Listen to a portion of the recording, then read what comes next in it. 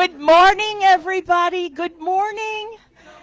Good morning. Good morning, and welcome to the Center for Spiritual Living, Pleasant Valley.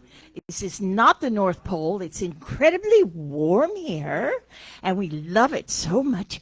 And I'm Mrs. Claus, and I need not introduce you to. I'm Santa Claus, and I don't need to introduce myself. I think you'll all recognize me. So, thank you. Thank you all for being here. We have a wonderful, wonderful service for you this morning, and we have, of course, the wonderful Dr. Sue Rubin will be speaking with Pamela Geagan. It's like a twofer. It's incredible. And then we have, let me see here. Oh, F.J. Ellrott, are you kidding? Is he here? Oh, my gosh. And Vito Gregoli is here, and Pamela Bailey is here, and Marcia is in the booth, and she grew antlers overnight. It's amazing.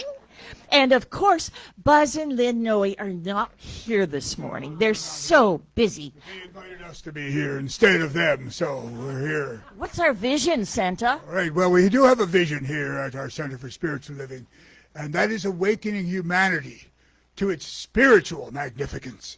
And that's what we all do, because we're all there. So keep that in mind as you go through your life. We keep that in mind up at the North Pole, and we bring it down to the elves. But none of the elves came here today. They were suffering from low elf-esteem. It's tragic. It's very sad. And that's only from too many cookies and too much sugar. So remember that. Sugar kills. Okay.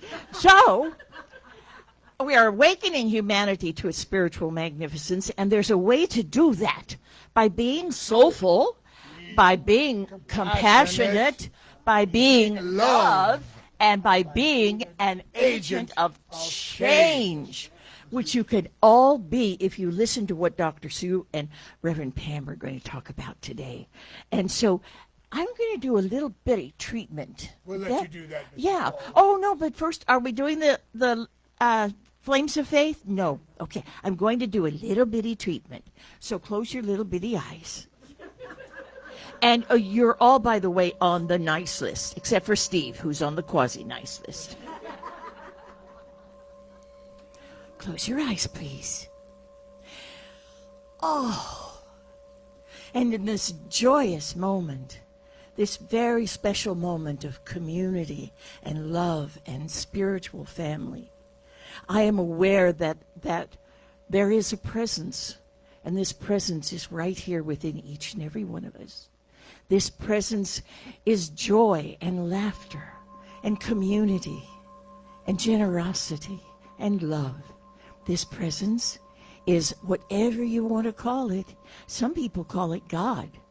I call it Santa. And so in this moment, as we acknowledge our oneness with this wonderful Santa within each and every one of us, I realize that in my life at the North Pole, I am filled with joy and love, with the love of the elves and the love of the children who still believe in the generosity and the beauty and the love that we bring. And so in this wonderful realization that my life is Christmas Day every day, I release these loving truths into the law of mind. I allow divine mind, the grand Santa, to direct all of these things and see how they will all unfold while I enjoy my wonderful, joyous, jolly life. And together we say, and so it is. And Merry Christmas! Merry Christmas to all of you from Santa Claus. As Mrs. Claus mentioned, we come from love for life and for everyone in it.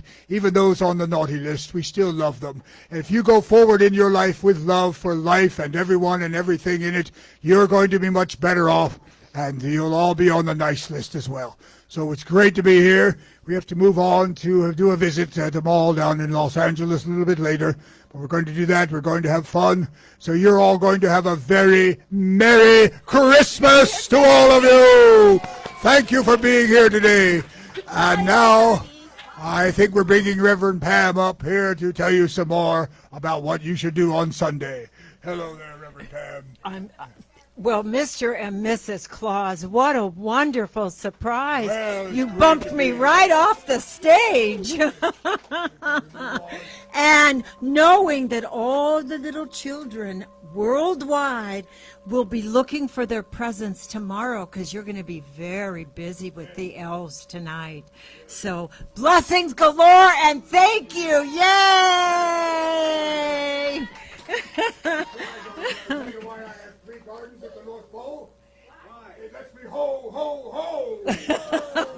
Bye, everyone. Oh, gee. Oh, gosh. And this is who we are. Not only did Lynn so beautifully, I'm sorry, Mrs. Claus so beautifully, oh, geez, tell us about the Flames of Faith. We are actually going to now outline how we are more expansive and larger in our lives right here and right now. And so we do this, we perform this ceremony to promote the highest consciousness in the world citywide. And for those, did anybody listen to the Sri Sri First United Nations meditation, worldwide meditation? Oh, it was online. It was in the morning, and it has now up to 8 million people. And it is the first United Nations. It has declared December 21st a meditation day, which is incredible. So we do that to usher in all of this oneness, all of this unity. And so we light the candle for the Tao, honoring the absolute unity of of harmony and equilibrium, the natural way. We light the candle for the shamanic traditions, honoring the beliefs and practices of all indigenous peoples, the way of primal spirituality. We light the candle for Hinduism, honoring the path of knowledge and the action and devotion on that path of knowledge. We light the candle for all forms of Judaism, honoring the ethical path of sacred law. We light the candle for all forms of Buddhism, honoring the Four Noble Truths and the path of compassion. We light the candle for all forms of Christianity, honoring the Christ consciousness as the gift and path of love. We light the candle for all forms of Islam, honoring the path of submission to the will of God as the highest calling. And we light the candle for the universalistic religion of Baha'i, honoring the path of not only unity but peace. We light the candle for all forms of new thought, which we belong to, the medical, physical path of honoring the absolutely knowing there is something greater than we are, and it is coming in and through and as us, for the path of mental healing through the practice of universal spiritual principles. We light the candle for all those who are yet unaware of the power and the presence of spirit in their lives, and to ask that they make the space to yet, whatever faith there is, to absolutely flow in and through and as them, as we open up to all the religions worldwide, unnamed, that are unnamed in this ceremony. And I just ask you right now, as we light the healing candle, place that energetic presence of healing. I always place my hand in my heart because it connects me to my to my whole body and connects me to that universalistic metaphysical life all around me. And just breathe in and send that healing energy to any person, place, thing that you would like to see that greater light in this season expand in and through and as.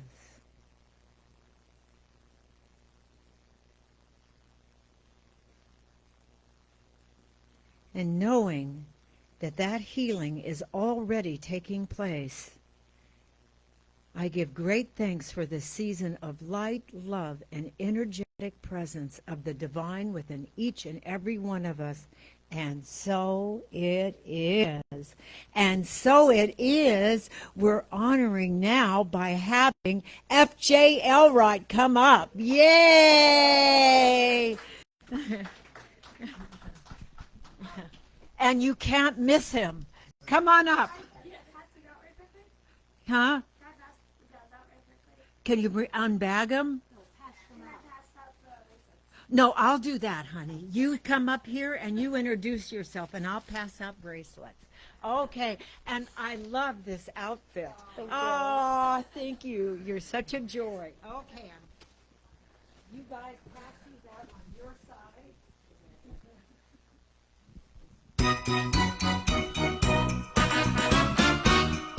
Dashing through the snow in one heart up and play.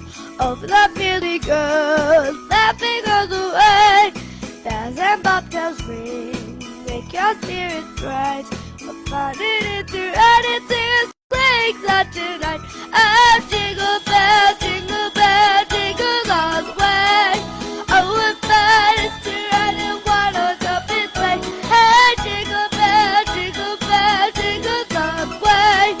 Oh, we're fun, it's to ride and one on top and play. Day or two to go, I thought I'd take a ride and sing this fancy bird was sitting by my side. The horse was leading late, misfortune seemed his lot. We got into a drifting big and then we always stopped. Oh, jingle bells, jingle all the way. Oh, what fun it's to ride and one on top and play. Hey, jingle bells, jingle all the way. Oh, what fun it's to ride and one on top and play.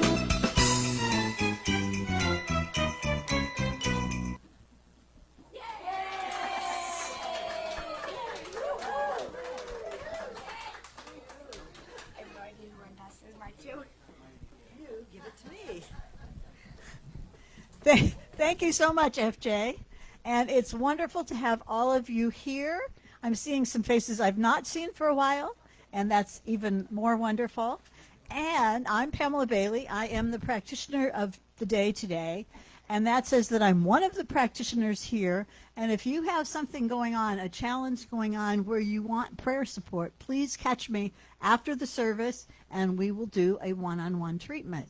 And as practitioners, we believe that using that special, if you will, affirmative kind of prayer where we align with the power of and presence of God, that can get rid of all those obstacles, in fact, those things that are keeping the light away.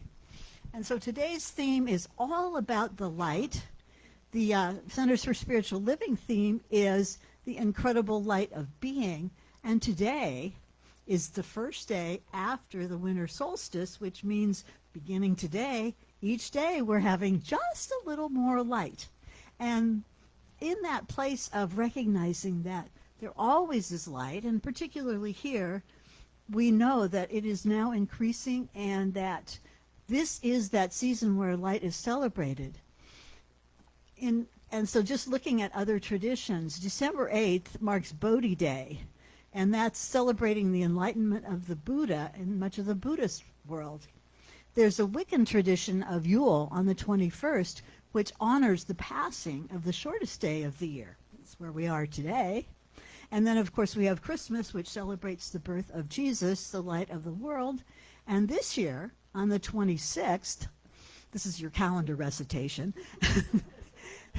we have the celebration of Hanukkah, which I believe starts the evening of Christmas, and then also Kwanzaa, and those are both celebrations of the light.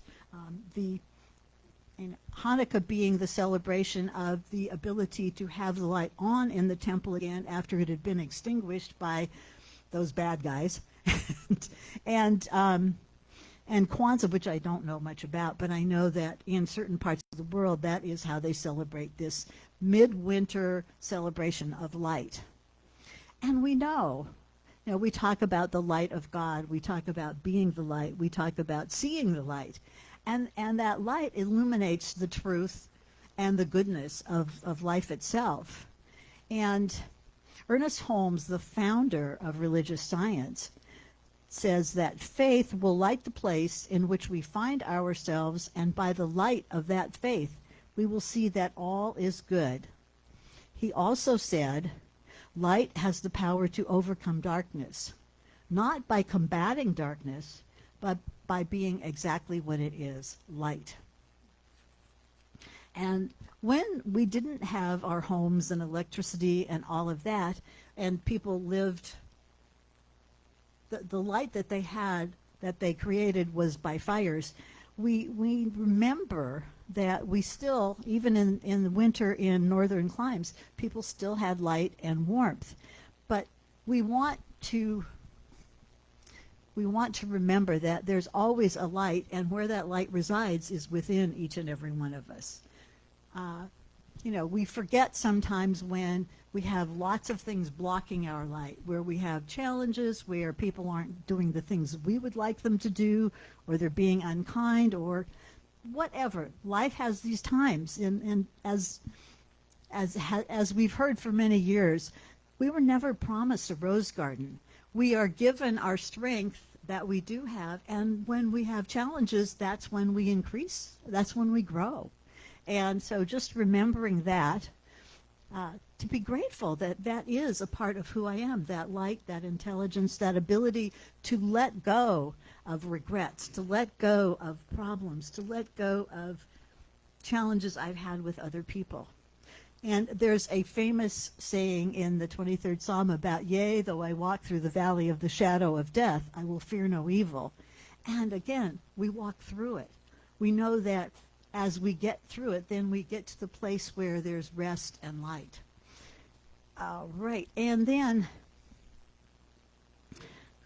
we know that light was that first creation by God. In Genesis said, and God said, let there be light, and there was light.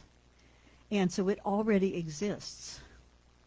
And I'm going to give you a couple more quotes. Oh, excuse me, I forgot. I had a little story I wanted to tell you. There's this wonderful but interesting movie out called Red One with Dwayne Johnson, and it's a story about Santa Claus getting kidnapped.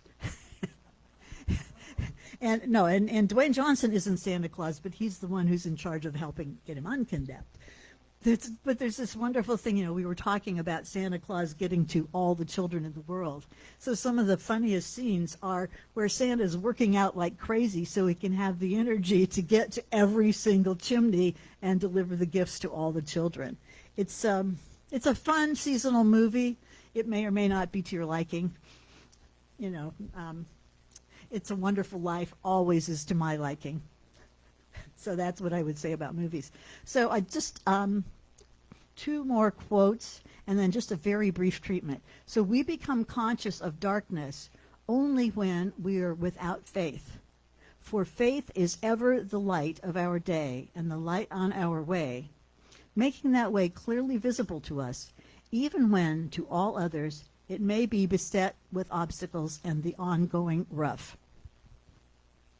And then from an author who was featured this year in our Science of Mind teachings, clarity and light come when we shed all the barriers, confusion, distractions, amusements, and excuses that get in the way of what we really want and where that light is shining. So, and I have an affirmation to take with you, and that is, I am the light embodied. I radiate. And so on that statement, let us just go within for a moment and remember that within me, within each and every one of us, is that divine spark, that light of God. And so as I remember that, whatever it is, whatever troubles are besetting, I just know that that light is shining and there is a solution, and that within me I have the ability to connect with Spirit, to allow Spirit to shine light on it, to see things, to see solutions, to see love resolving it all. And that is what makes possible that pathway that I choose to live on. And so as I know that, and I give great thanks, I am grateful for every person here, for all that they have done to be here, and for the celebration we're having today. And in that space, I simply release this treatment, let it go, let it be so, and together we say, and so it is. And then I get to introduce Vito Gregoli, and he's going to sing a wonderful song for us with his guitar. Oh, do you use Thank you so much, Alice. Nice stage management there.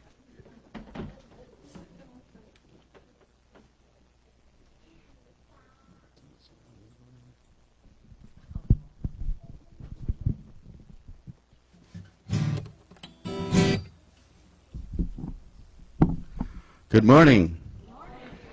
And dare I say, Merry Christmas. How many people remember when the first Peanuts special happened in 1965?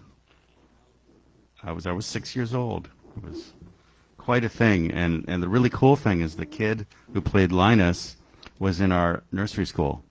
So he's a friend of my sister's, my older sister's. So this has a special place in my Christmasdom.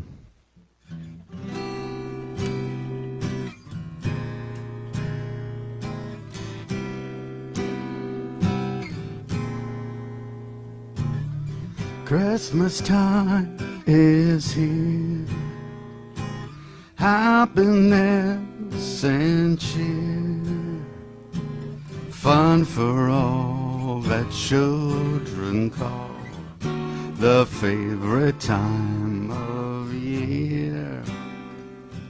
Snowflakes in the air, carols everywhere, olden times and ancient rhymes, and love and dreams to share. Sleigh bells in the air, beauty everywhere, Yuletides by the fireside, and joyful memories there. Christmas time is here, we'll be drawing near. Oh, that we could always see such spirit through the year. Oh, that we could always see such spirit through the year. Merry Christmas.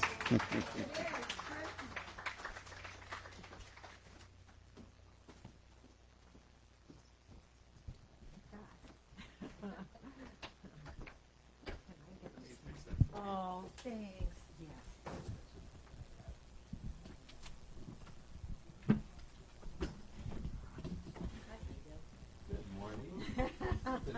Couple of days. Are there any wipes, Marcia?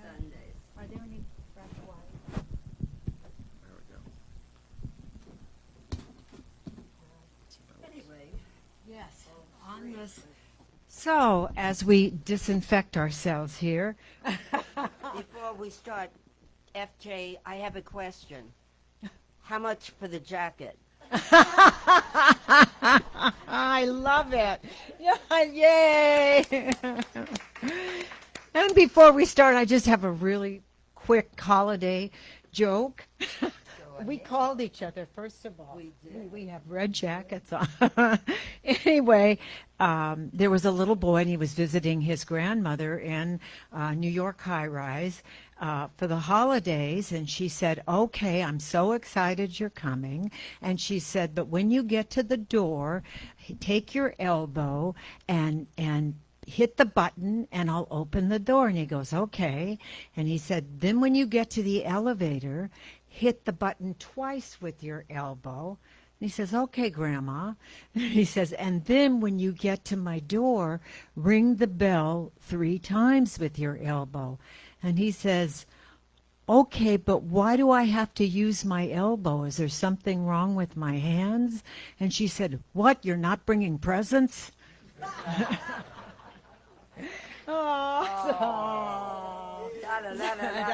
Yeah. So it is my honor to share the stage with our wonderful, revered Reverend Dr. Sue Rubin today. Her reverence is here. And Sue's suggestion, and I loved it, is what are the similarities between Christmas and Hanukkah? And so I did my research. I did. And it is really interesting because they're so intertwined. And when you hear the stories in comparison even, but what I know for sure is there would be no Christmas or the birth of Jesus or any of this without Hanukkah. It came first, and the reason it came first is because it is filled, well, both stories are filled with mysticism, magic, and wonderful things, and miracles. And so when we're searching for that guiding light of the soul, they're all intertwined. They're all intertwined with, first it was Antiochus, who banned, he was a Syrian priest, well, he was a Syrian king, what is now in Greece, it was Greece. It was Greece. Syria was Greece, and he banned all the Jews from the temple because they weren't practicing all the pagan things. They were doing their own thing. They were doing their own religion. And so he banned all of them from the temple. And after that, then the rest of the story unfolds as there are more challenges coming up when they hear that the birth of a baby boy who is going to be not only King of the Jews, but also the divine spirit of God itself is coming into existence, and that was through Herod, and I passed that on. So I'm going back to why and what happened in the times of Hanukkah. And after being oppressed and experiencing tyranny under the hand and coverage of their whole Judea, there was a small group called the Maccabees, and Judas Maccabee and his group, including a couple of his own family members, decided that, remember that movie, the famous I'm Sick and Tired, I'm not taking it anymore network. So the small band of really warriors, spiritual warriors, before becoming the physical fact of that, decided to just storm the palace, so to speak, and their small band just accumulated from deep within the power and the strength to overcome the vastness of the Greeks in that area of Judea, and the purpose having been to now rededicate the temple, which had been defamed by all that the pagans chose instead. And as they looked around the temple, all they could find was one little cruse of oil, enough to last for one night while they cleaned up things and prepared for that physical and internal return to God. And lo and behold, the miracle of Hanukkah, and why it is called the Festival of Light, is there was enough oil for 8 nights, not just one. And it really speaks to the magnifying principle of life itself, that in so many areas of my life, and I'm sure you can relate as well, things that seem minimal to us in our desire for their manifestation, be it about health or money, creative fulfillment, or our relationships, it seemed to truly be magnified over and above what our human contemplations might be, there is that within the universal principle of life which far exceeds even the highest and best of human imaginings. And so the temple indeed was rededicated, and that's why for the 8 nights of Hanukkah, there is the lighting of the menorah with the shamas. And the shamas is the lead candle, the one representing God, from which all others are lit. And yet you have to do that consciously. It can't be an automatic happening, just as our spiritual practices have to become a conscious devotion, dedication, and consistent practice to return to God, because that's the symbolism, really, of Hanukkah and of Christmas. It's a return to God.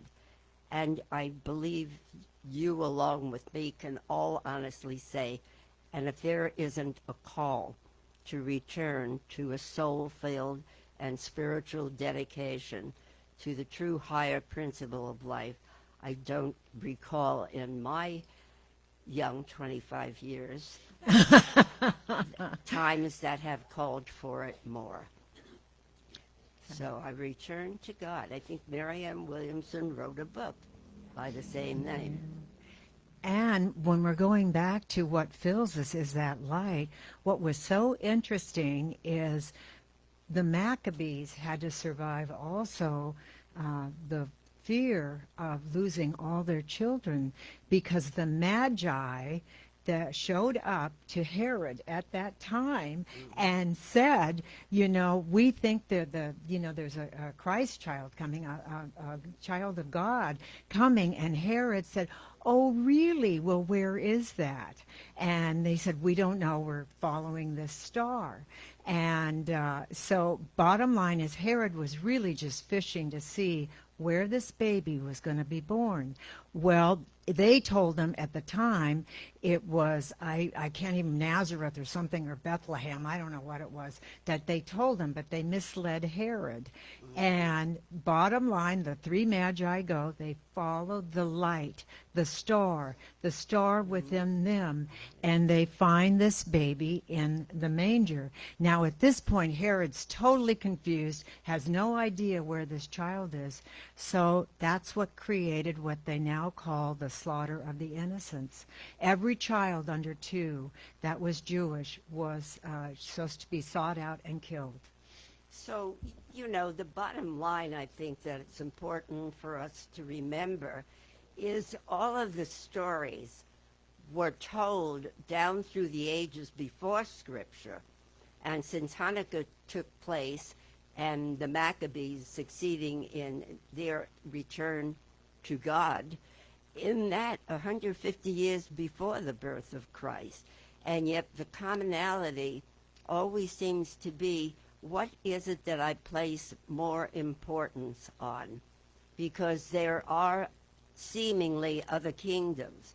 The spiritual aspect of life, by means of every teacher, every philosopher, every saint, every scholar, has always been the kingdom of God. It's within, as well as being throughout and all around all of us. And yet there is the kingdom of worldly consciousness.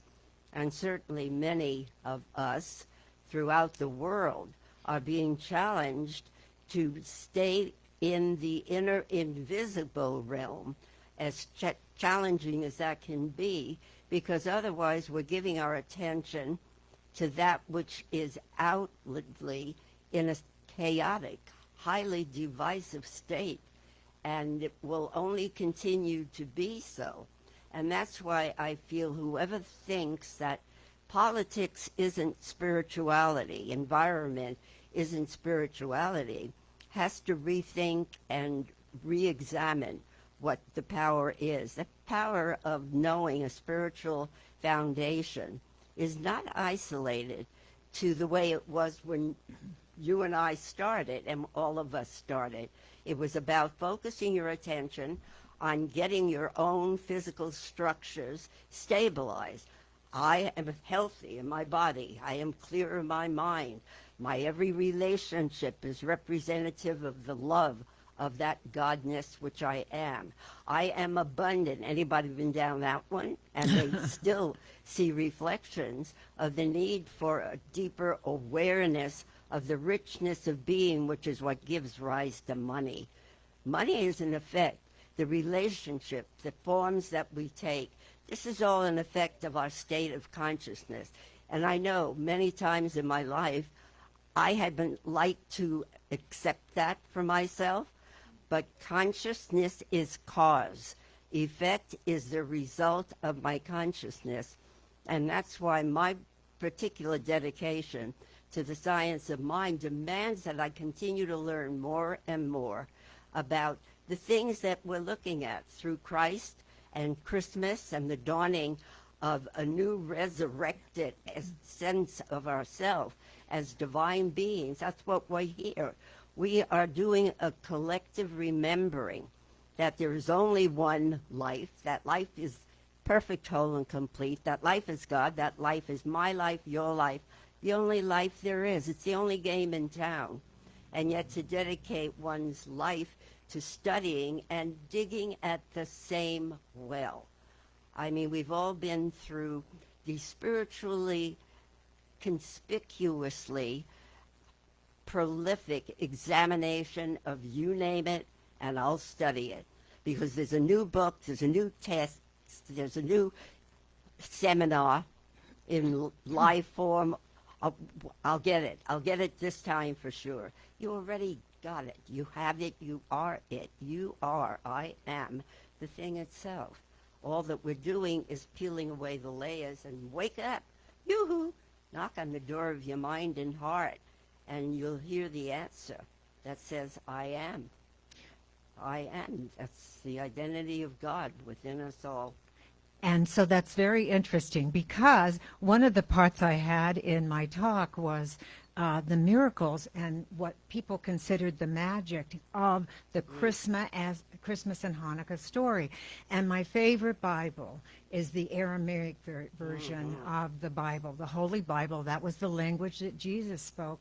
And it was really interesting because there wouldn't be no Joseph, Mary, or Jesus story without Joseph getting, first of all, you bought your brides then, and he bought Mary. Joseph bought Mary, hadn't even met her yet, and then he finds out she's pregnant, and she said, but I didn't do this. The angels came and had, implanted this baby in me, and they're living in two different areas, and Joseph was getting ready to divorce her. I didn't even know they had divorces back there, but he was getting legally separated and divorced from her. This is from the Aramaic version.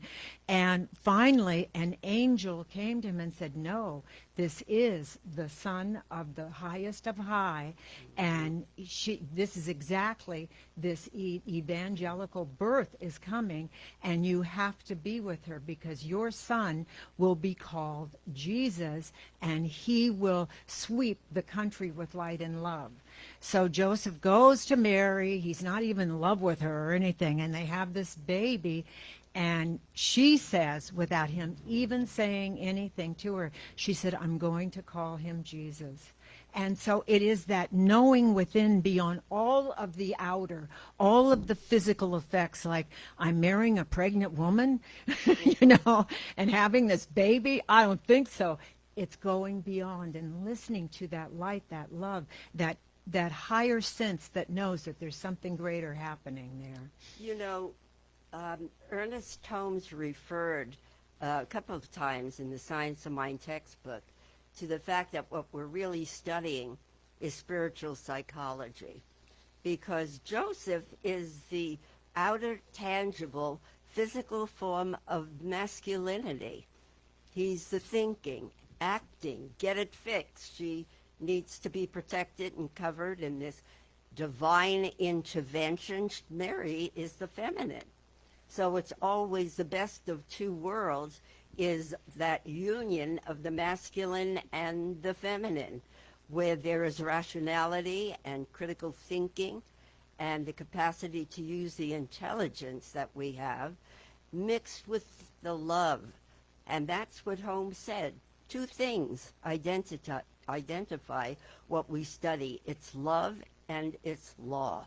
The love that represents the divine presence, the essence, the aliveness of the good ways in which we manifest and want to give. We want to help. We want to heal. I was in the market the other night, and it was like this chain of events, very packed, crowded, lines huge, and a little mature gentleman slowly pushing his cart has 2 items. And in front of him is one woman, full basket, and my son and I had gone shopping. Our basket was full.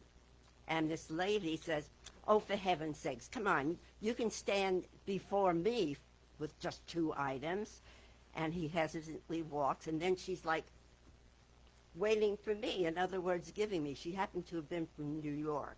So she was giving me the New York, well, what's up with you? Come on, lady. So then I was inspired by her action to say, yeah, come on. And he said, well, it's hard for me to lift. I went, don't worry about it. Picked up his 2 little items, put it in the basket, and then we started chatting, the lady and I, and it was so cool. She said, you know, things are not good with any of us. What we are all living through is not a happy scenario. And yet, she said, if you and I can continue to just be that shower of light, not just this talker about I am, you know, the candle of the Lord. That's a quote from someone that's who we are. We are a candle of the Lord, a light unto the law, the love that stimulates and activates the law to bring forward manifestations of joy and peace. And when you are joyful in the midst of sorrow and devastation and divisiveness and the fear, politically, is our democracy safe for grabs? All of this, that's spirituality 2025.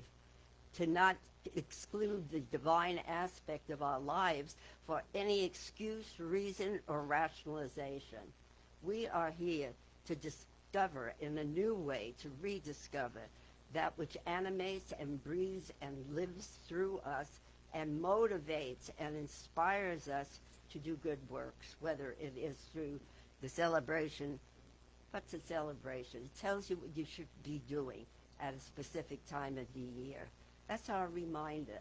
But every day needs to be a reminder of practicing the presence of God in the sacred solitude, sanctuary of your own inner being, through reading, through meditating, through being mindful. What do I say? Does it represent a clear thought? Or am I bypassing mindfulness and just doing and going and getting it done? It's not enough anymore. We're being shown that every single solitary moment. We've got to wake up, step up, stay up, and get it done for God. And in this time, to do that, you know, we've had a really good example of this just recently where I live. And first of all, what are all the lights about? What is talking about love about?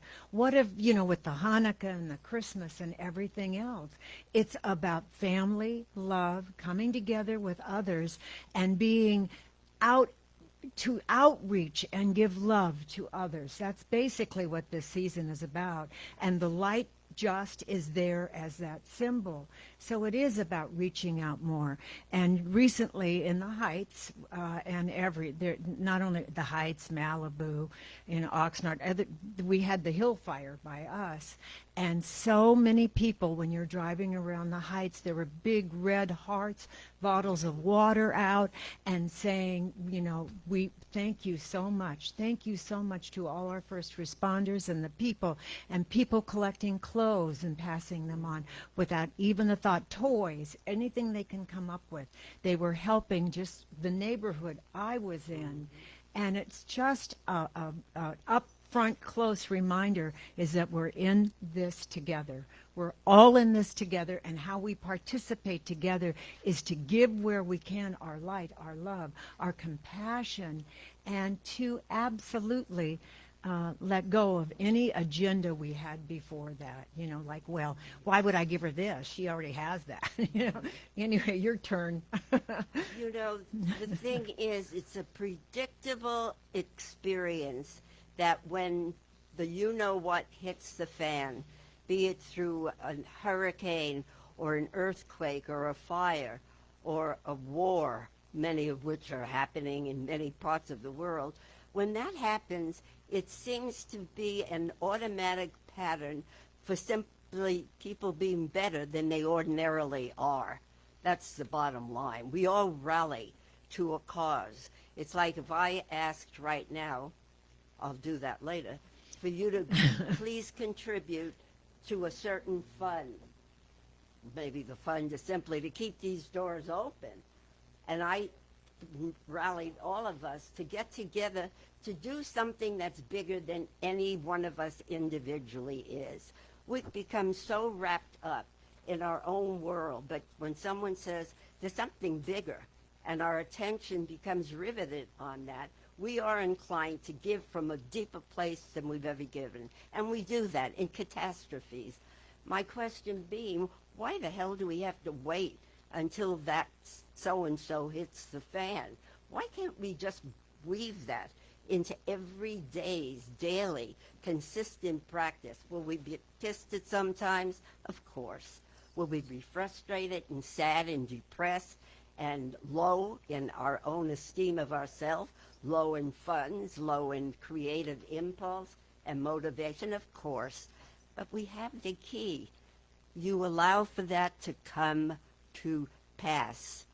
And then you exchange that. You flip the coin to the spiritual truth that even though I feel like crap, there is that within me which knows how to override it, to transcend it. Why? Because I am an individualized manifestation of all the love, all the wisdom, all the truth, all the beauty, all the joy, all the answers, all the solutions that can never be. And I insist that that come forth right here and right now. That's love and law. I love myself to give myself and everybody else the very best. And I learned from you, Happy, I learned from you that you can't recognize love until you honor your own self. You have to honor your own self to see it in others. And that is why when we are feeling low sometimes, during any season, but is that we are recognizing something about in us that needs nourishing. And who is the best nourisher? Not only, the first is connection with the divine, and then it is also our own nourishing of the self and congratulating ourselves for all the good we've done instead of berating ourselves constantly for what we did. What did I just found? The rhyme. Roses are reddish, violets are bluish. If it weren't for Christmas, we'd all be Jewish. But if it weren't for the Hanukkah, there'd be no Jews or Christians. And I want to pick up on something I thought I just heard.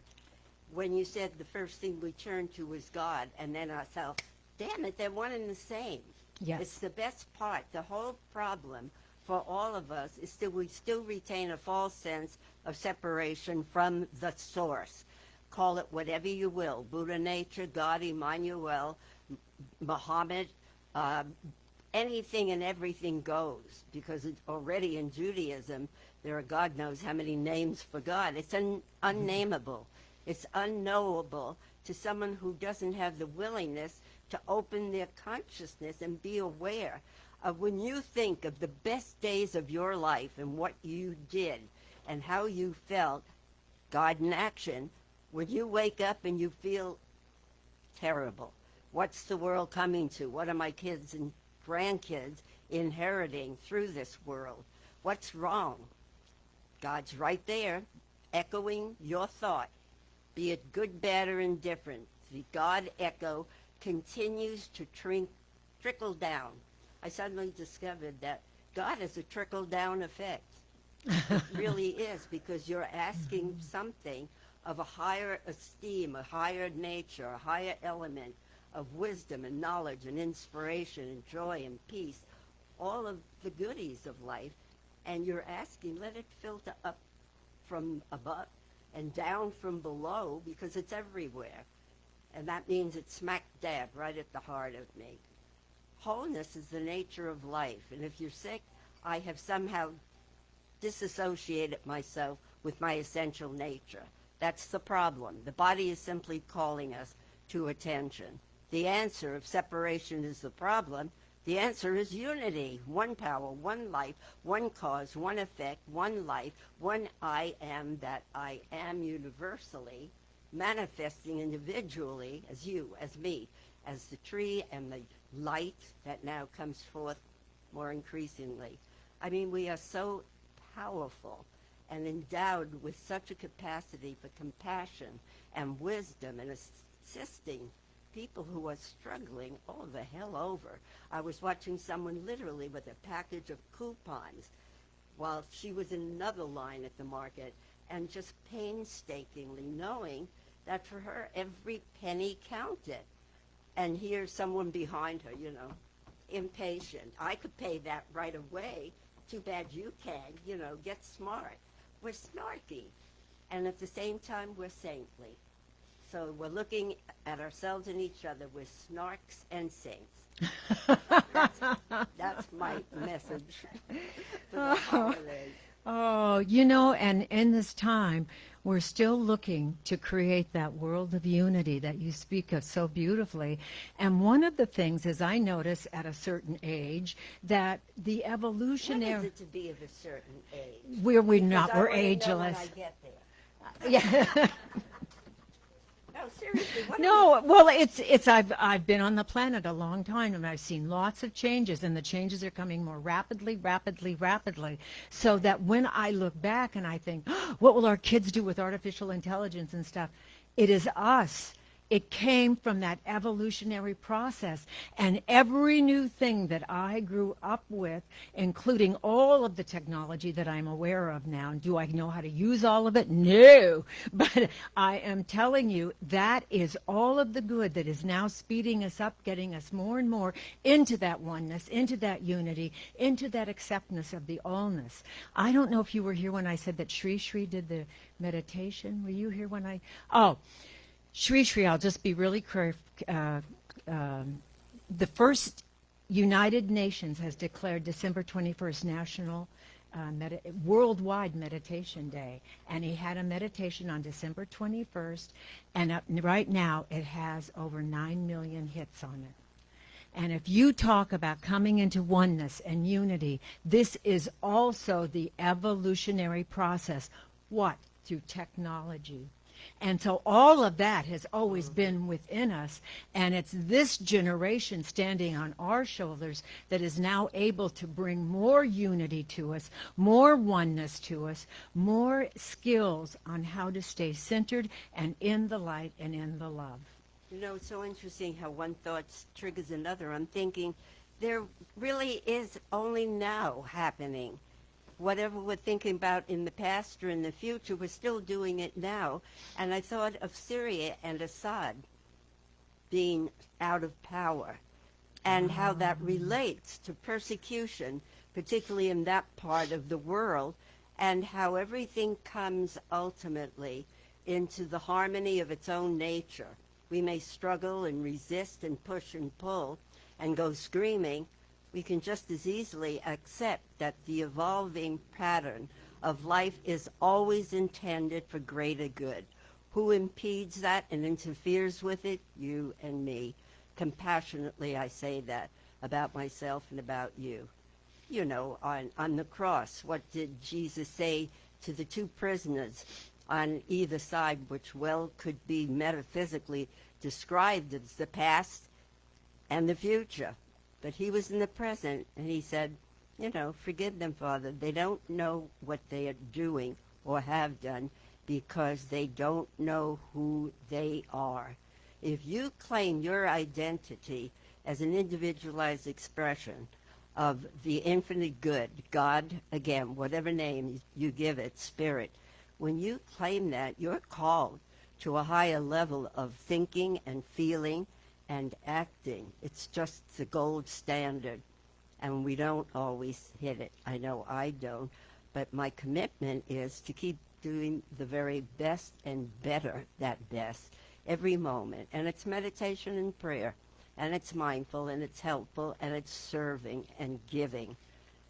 And it's letting someone go before you in the grocery line or in traffic. Yeah, it's a simple Yes, thing. usually it's like, could you speed it up? I gotta get somewhere.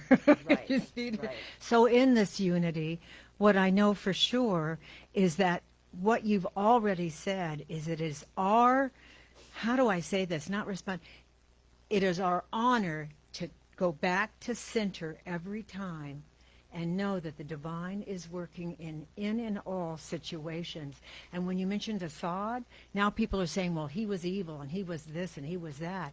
And I'm thinking, let us just be open to letting the people, let my people go. That's all we've always wanted, was let us have the freedom to worship like we want. Let us have the freedom to choose what we do in our lives. Let us be supported by that divine light, even when someone comes and tells you you're having a baby and you didn't want one. I'm just telling you, you're always a choice, no matter who you are or where you're at. When you are aware and conscious, you are truly the master of your domain. I can't help myself. I'll tell you later why. Anyway, but you are the one that calls the shots. It ultimately, wherever you are, Viktor Frankl said, I just stayed in the moment and I chose the highest and best in each and every moment when he was in concentration camp. You know, I just read a little story about a woman in the concentration camps with him, and she carried two things in as much of a pocket as she had to hold. One was a comb, and one was a piece of bread. And when asked what the symbolism was, the comb was, she said, so that I'd never forget I am a person, and I can look the best I can no matter what. And the bread is when I see that my neighbor is more hungry than I am. Oh. So let's carry the comb and the piece of bread and do better and see right at home base. It starts with your family. It starts with yourself primarily, but every part of your family that you're looking at, and your friends and the work you do and the people you meet, and this community needs the assistance of a higher consciousness of giving and receiving.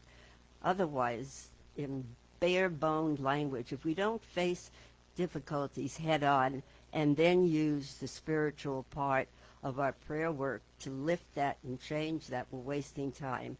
And all I can say is this will last in its present manifestation just so long. But we're not seeing growth. We're not seeing increase. We're not seeing families. We're not seeing that which is possible in that greater purpose, where when two or more are gathered, stuff happens, and it's only with a small group. Margaret Mead said, never doubt what a small group of people can do. It's the only ones that do it. It always starts with one. And since we each are the one with God is a majority. And so it is. And so it is. Beautiful, my buddy. Sue's not only my mentor, she's my soul sister. That's what I always say. Vito back? Yes. No, FJ's back in that coat that we're gonna wrestle him to the ground for.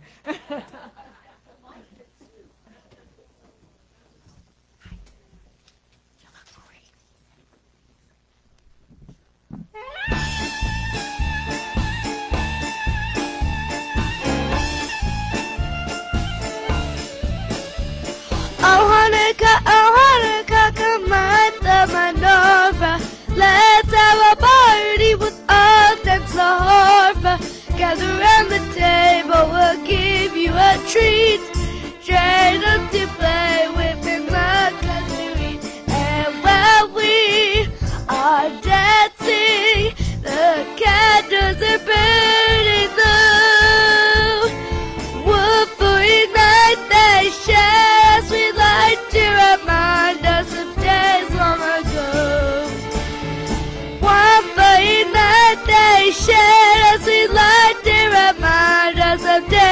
long ago.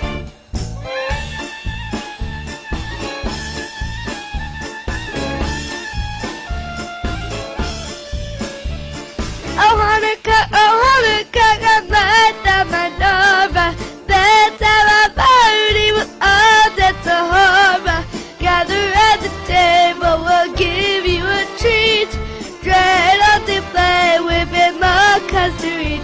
And while we are dancing, the candles are burning low. One by night they shine as we look to remind us of days long ago. One by night they shine as we like to remind us of days long ago.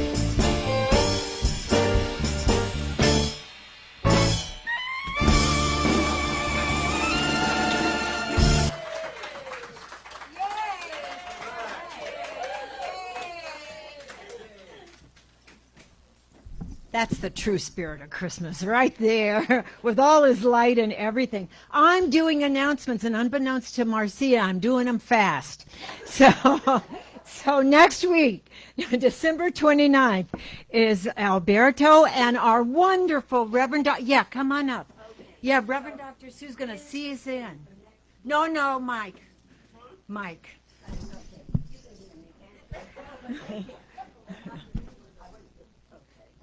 Okay, here's the deal. It's the end of the year. What do we do at the end of the year?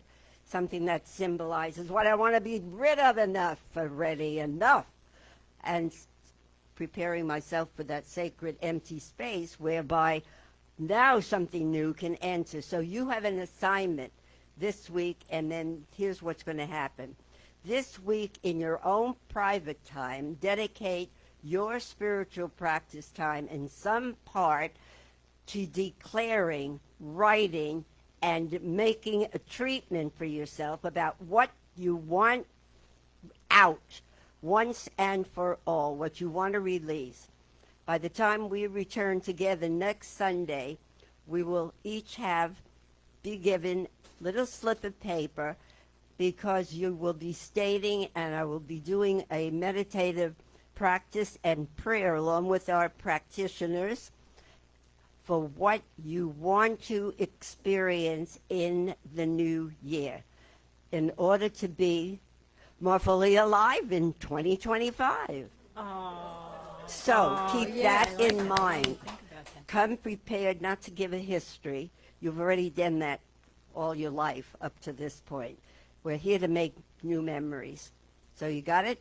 Work on yourself, get rid of it so that you're prepared, and we'll do the prayer work, all of our practitioners, to know that that's the way it really is. Thank you very much. Thank you. Thank you. So along with our wonderful Dr. Sue, and by the way, when she spoke to me, she said, just make it one word. It is your thought that, if let's say it's more spirituality, you write spirituality or money or vacation, whatever it is, put it on a piece of paper, and our practitioners, before we leave, will be treating on stage, right, for it? Yeah, next week. That's what I'm saying. Next week, though, but it's just like one word. And Alberto will be with us again. And at 5 p.m., our wonderful Swami Sarvavedananda is here with us with Lisa Coffey. And January 13th, our Kathy, I don't know if she's here this morning. She's not. Kathy will be leading the once-a-month life and end-of-life conversations. And they're really interesting because it's not just about dying or making your transition. It's about how to absolutely live in this moment now. Visit Treatments, visit Treasures, our bookstore, and see Ralph, and donate to our center. Your loving donations are appreciated. At our center, you can go on our website and get that address and click on it and give from the heart. And our center is on Facebook, Instagram, and you'll also find us again on our website. And so now it is my honor to have Vito come up. Vito, it is so wonderful you could be with us this holiday season. Thank you so much. You do the mics. You do the mic. Thank you. I'll have to say it's a delight to be here and spend my Sunday morning with you guys.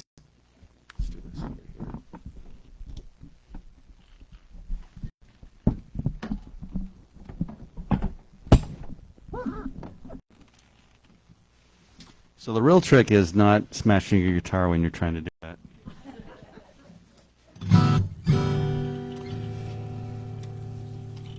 Unlike our previous performer, I don't memorize my lyrics. So, patience while I extricate it. All right, actually, this is, how many people know how to do a bossa nova? Yeah? Okay, well, you're welcome to bossa nova to this. Or bossa olda, whatever.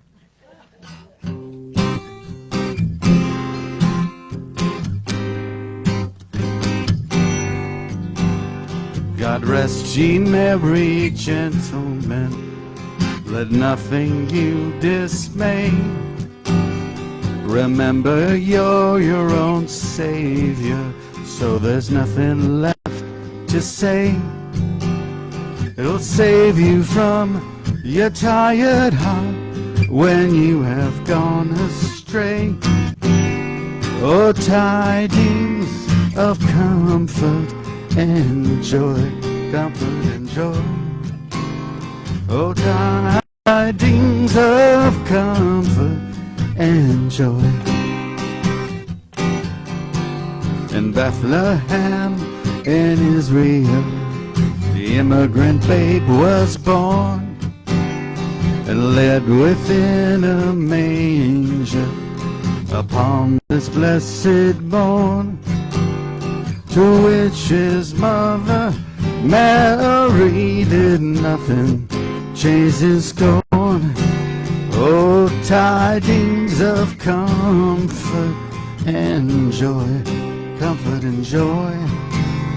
Oh, tidings of comfort and joy. God rest ye merry gentlemen, let nothing you dismay. Remember you're your own savior, and nothing left to say. And save you from your tired heart when you have gone astray. Those are tidings of comfort and joy, comfort and joy. Oh, tidings of comfort and joy. Oh, tidings of comfort and joy. Thank you. Since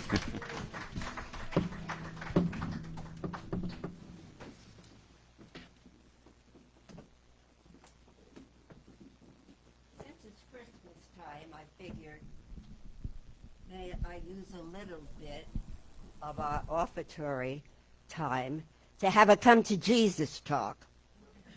You know what that means. I don't know the specifics. I'm not on the board, but you do have a board that can fully acquaint you with all of the information as to current financial status. Is that not true?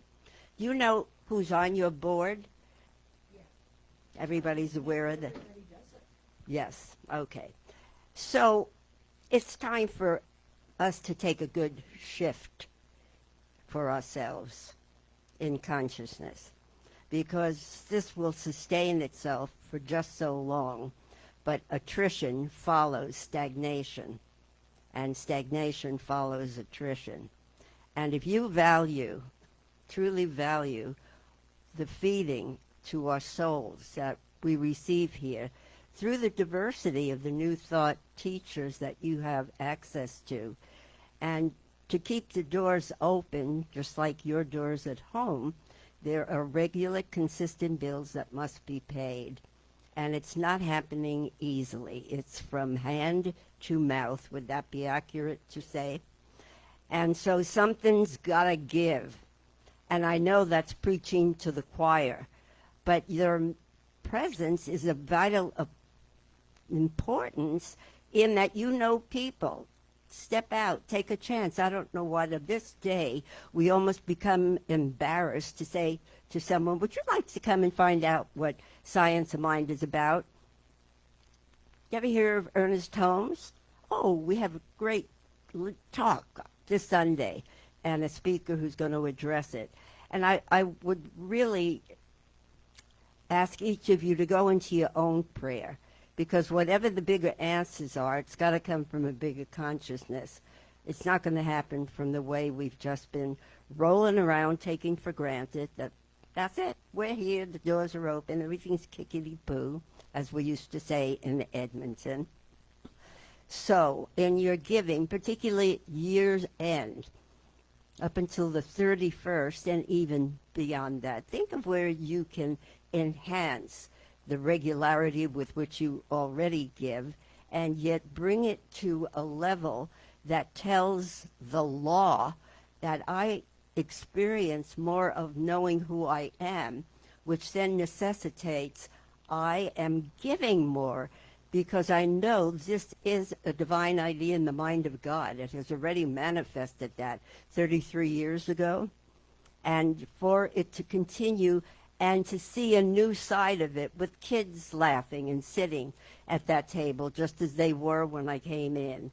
And for new people to start taking Science of Mind classes, that hidden treasure. You know, it's wonderful that we have this, that, and the other things, but where's the meat and potatoes? Where's the foundation? That's only going to be found in teaching the principles of Science of Mind, since this is a spiritual center that is aligned with an organization that represents Science of Mind. So give from a place before the end of the year that steps up, out, and above what you've already given. Will you think upon that, pray upon that, and then let your actions represent those prayers? So in the knowingness of this, I simply give thanks for the opportunity to continue to be reminded, just as my ancestors through Judaism, through Christianity, through Buddhism and Hinduism and Islam, all of which represent the reminder that there remains one root, many branches, all being fed by the roots of wisdom already within, intelligence already within, love representing the essence whereby we reach out and touch, where kindness shows itself, generosity of spirit, and a new creative surge that provides us always with the divine answers to every problem, to solutions that represent new pathways being forged rather than simply walking in the same direction, in the same way, at the same time. I shuffle around in my life when in reality I can forge a new path and carve a new vision for myself, for my family, for my spiritual community, and for the world. For everything is connected at the root.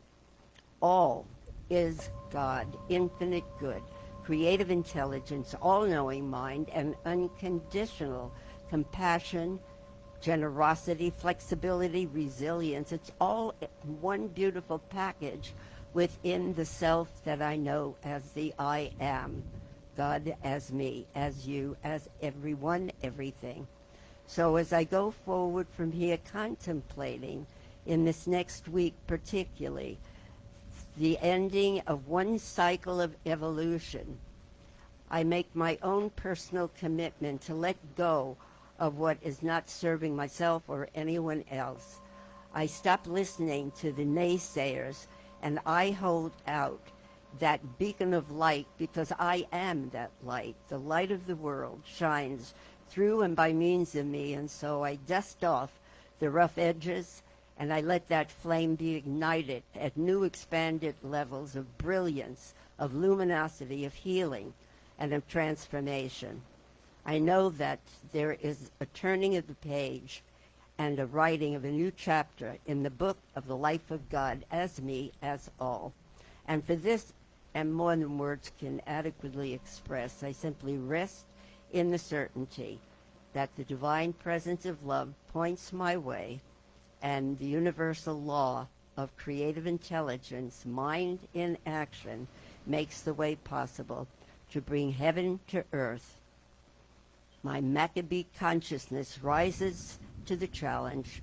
My Christ consciousness supports that which already is, has always been, and remains one life, one God, one true self. I am that I am as myself. And for this, and more than words again can possibly say, I give thanks, and together in acceptance and in affirmation and acceptance of it being already done, let's declare, and so it is.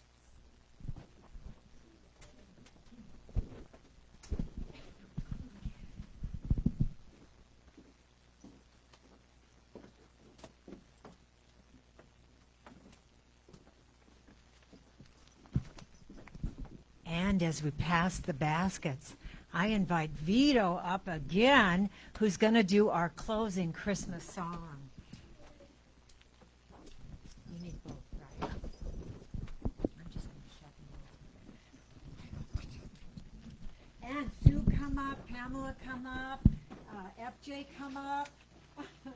And can I just say one? Sure, say whatever you like. I'm so happy Erin is with us this morning. I'll give her, you don't even know who she is. She's right here. She's in our class, and she is a light in our class, and we're really grateful you spent our holiday celebration with us. Hit it.